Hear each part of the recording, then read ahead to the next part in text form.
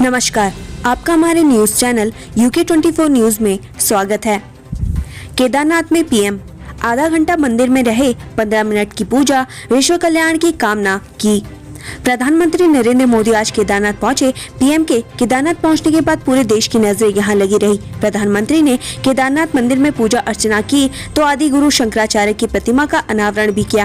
PM ने भगवान केदार से विश्व कल्याण की कामना की। पीएम ने केदारनाथ धाम में विकास कार्यों का शिलान्यास और लोकार्पण भी किया। पीएम मोदी बोले, भविष्य में कार से होगी केदारनाथ यात्रा, रोपवे से पहुंचेंगे हेमकुंड साहिब।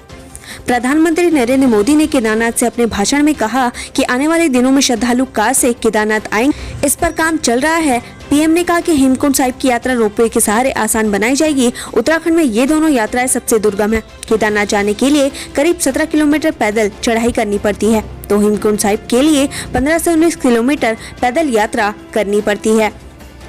चमोली में बड़ा हादसा, कई वाहनों के ऊपर गिरे बोल्डर बुरी तरीके से क्षतिग्रस्त। चमोली में बड़ा हादसा हुआ, लेकिन गनीमत रही कि किसी भी प्रकार की जनहानि नहीं हुई। बता दें कि जोशीमठ विकासखंड के सीमांत गांव सूकी के पास भोर पानी ने दिवाली की रात गुरुवार को बिन बरसात के ही पहाड़ी से भारी बोल्डर गिर पड़े। बोल्डरों की चपेट में 2 ऑल्टो कार, एक बलिनो कार और एक स्कूटी आई। वाहन बुरी तरीके से क्षतिग्रस्त हो गई। गनीमत रही कि रात का समय होने और दिवाली के दिन सब अपने घरों में थे और कार के अंदर कोई भी मौजूद नहीं था, वरना बड़ा हादसा हो सकता था। तस्वीर को देखकर अंदाजा लगाया जा सकता है कि अगर वाहनों में कोई मौजूद होता तो कितना बड़ा हादसा हो सकता था। इस घटना पर सूकी के प्रधान लक्ष्मण सिंह मोटोला ने बताया कि चारों वाहन सूकी गांव के निवासियों की थी, जो रात में सड़क किनारे पार्किंग की गई थी, जिसके ऊपर बोल्डर गिर गए और वाहन बुरी तरीके से क्षतिग्रस्त हो गए। हरे कृष्णा हरे रामा आश्रम में की गई गोवर्धन पर्वत की पूजा, भंडारा भी लगा। दीपावली के अगले दिन गोवर्धन पूजा की जाती है। गोवर्धन पूजा के मौके पर हल्द्वानी के हल्दूचौड़ के हरे कृष्णा हरे रामा आश्रम में गाय के गोबर का गोवर्धन पर्वत बनाया गया। इसके बाद विधि विधान के साथ गोवर्धन पर्वत की पूजा की गई। इस मौके पर हवन यज्ञ के साथ विशाल भंडारे का भी आयोजन किया गया। लक्सर में पटाखे छुड़ाने को लेकर 2 पक्षों में विवाद, जमकर चले डंडे, कई घायल।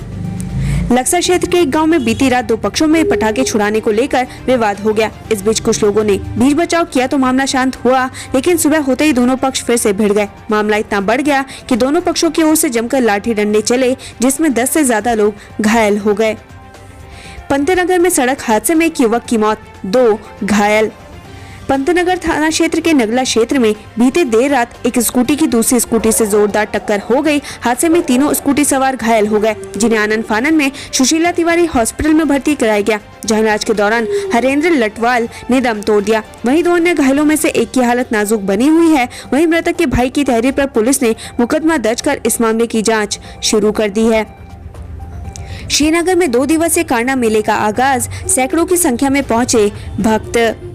क्षेत्र में लगने वाला 2 दिवसीय कांडा मेले की शुरुआत हो गई है। कांडा मेले के पहले दिन ही सैकड़ों की तादाद में यहां भक्त पहुंचे हैं। ऐसे में सभी श्रद्धालुओं ने कोरोना गाइडलाइन का पालन करते मंदिर में भगवान शिव के दर्शन किए और शिव को मंजू घोष अर्पित किया। हर साल दीपावली के ठीक एक दिन बाद कांडा मेले का आयोजन किया जाता है। इस मेले में दूर दूर से भक्त जन भगवान शिव के दर्शन करने आते हैं। जर्मन हाइलो ओपन 2021 के क्वार्टर फाइनल में पहुंचे लक्ष्य सेन चीनी खिलाड़ियों को हराया। भारत के युवा बैडमिंटन खिलाड़ी लक्ष्य सेन का शानदार प्रदर्शन जारी है। लक्ष्य जर्मनी में आयोजित हाइलो ओपन बैडमिंटन प्रतियोगिता के क्वार्टर फाइनल में पहुंच गए हैं। भारतीय शटलर ने फ्रांस के खिलाड़ी को सीधे सेंटो में हराया। इसके बाद चीन के वांग तजू वी को हराकर क्वार्टर फाइनल में पहुंच गए। किच्छा में यूपी के रिटायर्ड PCS अफसर की संदिग्ध परिस्थितियों में मौत, बंद घर में मिला शव। उधम सिंह नगर के किच्छा कोतवाली क्षेत्र के बंडिया में एक मकान से सड़ा गला शव मिला है। घटना की सूचना पर पहुंची पुलिस ने शव को कब्जे में लेते हुए पोस्टमार्टम के लिए भेज दिया है। मृतक उत्तर प्रदेश का सेवानिवृत्त PCS अधिकारी है। जागेश्वर में PM मोदी के कार्यक्रम का हुआ प्रसारण, अजय भट्ट ने किया रुद्राभिषेक।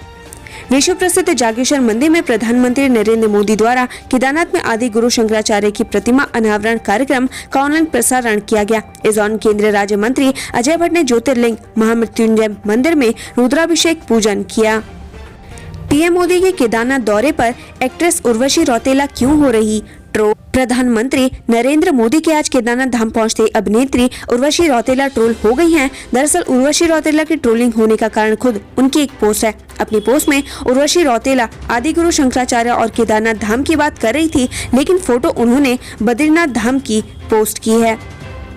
गौशाला में लगी आग, 8 बकरियों समेत एक घोड़े की जलकर मौत। सितारगंज क्षेत्र के ग्राम नकुलिया के संत फार्म में एक किसान की गौशाला में अचानक रात को आग लग गई। आग में 8 बकरियों समेत एक घोड़े की जलकर मौत हो गई। बताया जा रहा है कि किसान का परिवार दीपावली मनाकर सोया हुआ था। दीपावली के दिन जब सब लोग दीप पर्व की खुशियां मना रहे थे, उस वक्त क्षेत्र के एक किसान के घर में मातम पसर गया।